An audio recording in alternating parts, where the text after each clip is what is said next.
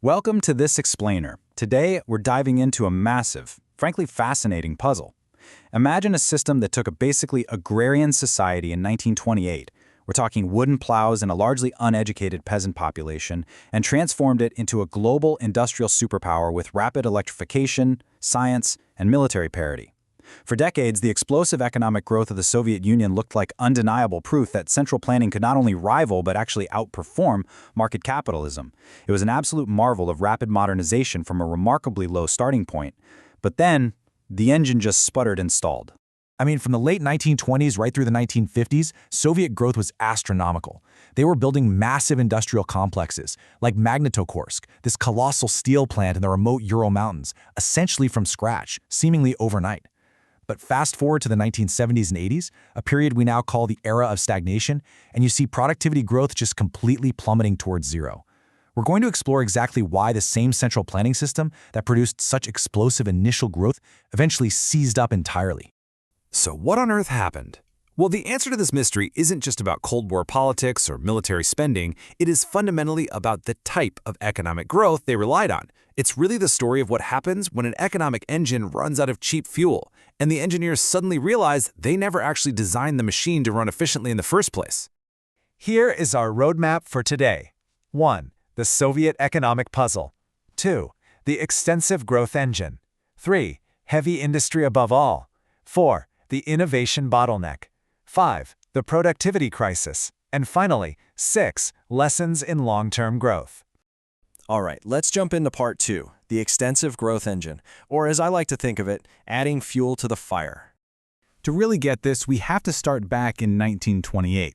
Following the Civil War, the USSR had massive room for catch-up growth. And to understand the whole Soviet economy, you absolutely have to grasp one core macroeconomic distinction. Extensive growth is essentially like making a train go faster by furiously shoveling more and more coal into the boiler. You're just adding more inputs, more workers, more land, more raw materials, more factories. Intensive growth, on the other hand, is when you stop shoveling coal and instead you engineer a fundamentally better, more efficient engine. It relies on technological innovation and higher productivity per worker. The Soviets? Well, they chose to shovel coal. And they were incredibly good at it. The Soviet state excelled at extensive growth by forcefully mobilizing vast, untapped reserves of idle labor and raw materials. They pushed basic education and technical training hard, turning millions of rural peasants into urban factory workers. They aggressively extracted abundant natural resources like coal, iron, and oil. But we have to acknowledge that this came at a horrific human cost. To finance this massive urban industrialization, agriculture was brutally collectivized into state farms known as kolkhozes. The state aggressively squeezed the agricultural sector, taking grain not just to feed the growing cities, but to export abroad to buy foreign industrial machinery. This mechanism funded their growth, but it severely disrupted food production, tragically leading to millions of deaths by starvation, most notably the Holodomor in Ukraine. Now get this. During the entire period from 1928 all the way to 1985, a staggering 76% of total Soviet economic growth came simply from adding more inputs, more capital, more labor. Meanwhile, factor productivity, the actual efficiency of how those inputs were used, accounted for a mere 24%. So they were growing larger, much larger, but they weren't really growing smarter. And as research from economic historians points out, this wasn't some huge accident. Soviet planners actually made a strategic choice to maximize input expansion right from the start. They wanted rapid, forced industrialization to protect themselves and project power globally. But the unintended side effect was that they baked a low productivity trajectory directly into the very DNA of their economy. Which brings us to part 3, heavy industry above all, forging this superpower. So what did the central planners actually do with all those newly mobilized resources and factory workers? Well, they explicitly divided their economy into priorities. Group A was heavy industry and defense. We're talking steel, coal, railways, electricity, and machine tools. This sector received massive, concentrated investment. Group B was consumer goods, clothing, housing, basic appliances. And honestly, Group B was kind of the neglected stepchild of the Soviet economy. The state could produce thousands of advanced military tanks and literally quadruple electricity production in a few short years, but everyday citizens were left waiting years to buy a basic refrigerator or standing in line for hours just to get a decent pair of shoes or daily bread. The planners made virtually no effort to figure out what everyday consumers actually wanted or needed. But listen, despite the chronic consumer shortages, we absolutely must give this early achievement real historical weight. Through sheer centralized willpower, they transformed a society that was 82% rural into an urbanized, educated military superpower. By the 1950s, their gross national product was second only to the United States. It was a massive structural transformation, and they accomplished it in record time. The crucial point, though, is how they manage this. They use something called material balance planning, orchestrated by Gosplan, the state planning committee. Instead of using market prices to signal supply and demand, bureaucrats use physical units. They calculated exactly how many tons of steel were needed to build a specific number of tractors and issued top-down directives. But this system was incredibly rigid. For example, if a nail factory was given a quota measured in tons, managers would just produce a few giant, heavy, completely useless nails to easily hit the target.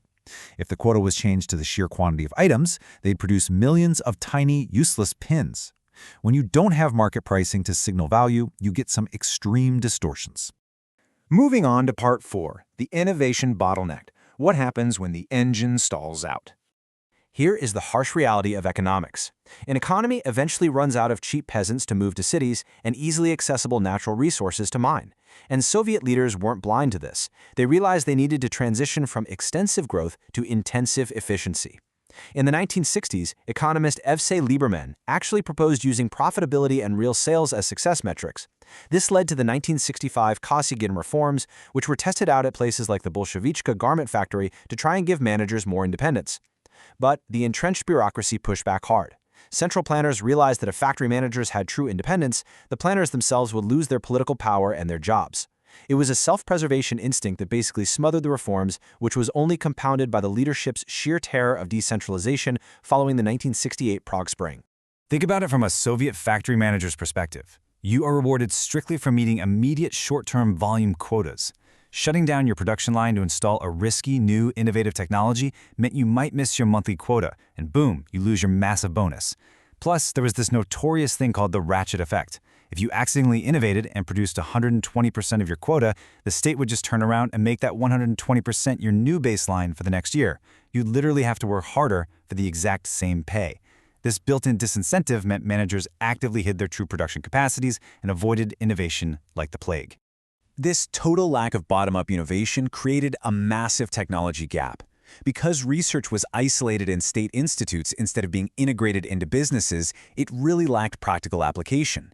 Now, they could certainly build spectacular, custom projects when priority resources were focused, like the Sputnik satellite, but the civilian tech sector fell years and years behind. In a twist of absolute irony for a system designed to outpace the West, Brezhnev's regime famously issued a top-down order to just stop independent computer development and pirate the American IBM/360 system. They literally copied it, resigning themselves to permanently trailing the West, all because they couldn't incentivize improving upon it themselves. Which takes us to Part 5, the productivity crisis, the era of stagnation. So without technological innovation and having totally exhausted their supply of surplus agricultural labor, the era of catch-up growth was officially over. Look at these numbers. Average annual GNP growth dropped from a robust 5.7% in the 50s down to 3.7% in the 70s and limped along at a mere 2.0% by the early 80s. The central planners kept frantically shoveling coal, pouring more and more capital into old, obsolete heavy industry factories, but the boiler was leaking and the train just kept slowing down. The returns on investment were diminishing rapidly. By 1970, productivity had completely stagnated, and in some areas it even retreated. The constant strategy of haste, always pushing to hit physical quotas and catch up to the West, created massive bottlenecks. In a market economy, if one supplier fails, you just buy from someone else. But in a tightly planned economy with zero alternates, you get a cascading breakdown.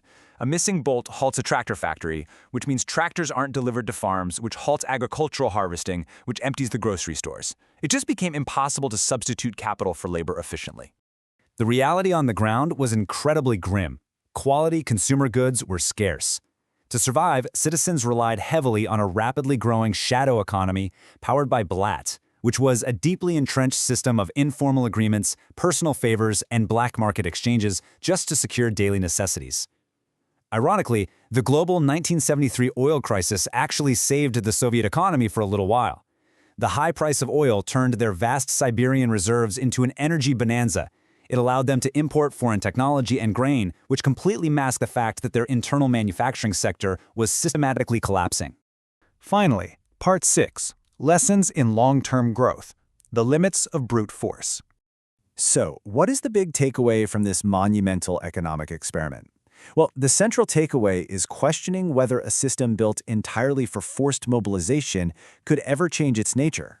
The exact mechanism that made the Soviet Union successful early on, those rigid top-down directives and the intense prioritization of raw physical output over quality, was fundamentally incompatible with the flexible, decentralized innovation that a mature modern economy absolutely requires.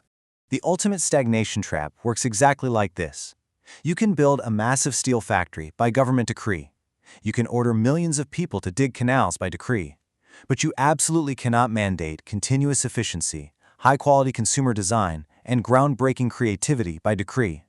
The command economy masterfully executed the first steps of extensive mobilization, but it completely and utterly failed at the transition to intensive, innovation-led growth. The Soviet story shows us, undeniably, that you can achieve miraculous short-term gains through sheer force and mobilization, but eventually the cheap fuel runs out. When that happens, if your system isn't designed to empower the individuals who can actually redesign the engine from the bottom up, your growth won't just slow down, it will stagnate completely. So looking at the rapidly developing nations of today, it leaves us with a provocative final question. How long can you grow just by shoveling more coal before you are forced to redesign the engine itself?